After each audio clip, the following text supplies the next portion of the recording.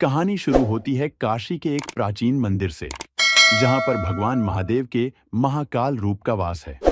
यह मंदिर अत्यधिक प्राचीन था और वहां की जनता महाकाल की पूजा में रत रहती थी।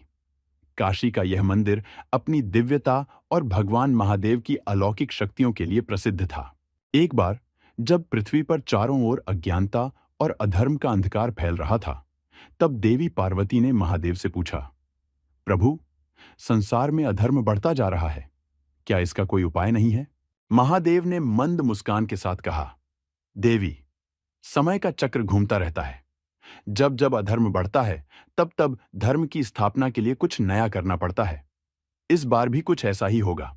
इसी बीच काशी के एक भक्त, जिसका नाम था नारायण, बहुत दिनों से महादेव के दर्शन करने के लिए व्याकुल था। उसने सुना था कि महादेव का दर्शन मात्र से ही सभी पाप नष्ट हो जाते हैं और मोक्ष की प्राप्ति होती है। नारायण ने संकल्प लिया कि वह महादेव के चरणों में पहुंचकर उन्हें प्रसन्न करेगा। वह काशी की ओर चल पड़ा, लेकिन रास्ते में उसे कई कठिनाइयों का सामना करना पड़ा। पहले उसे घने जंगलों से गुजरना पड़ा, जहां उसे जंगली जानवरों का डर था।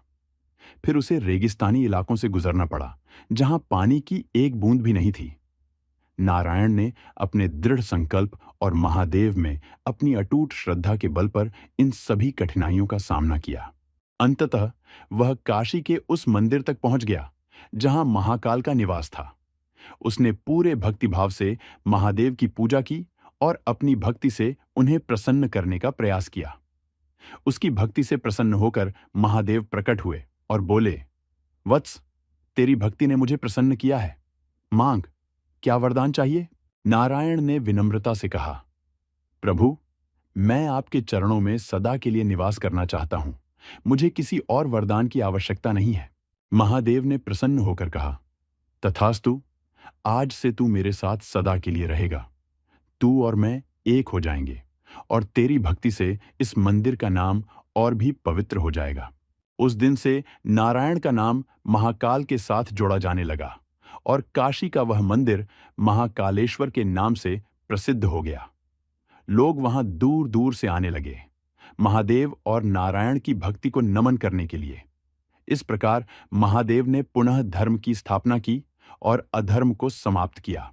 कहानी की सीख: महादेव की भक्ति में अटूट श्रद्धा और संकल्प शक्ति हो तो सभी बाधाएं समाप्त हो जाती हैं। भगवान महादेव सदा अपने भक्तों के साथ रहते हैं और उनकी रक्षा करते हैं।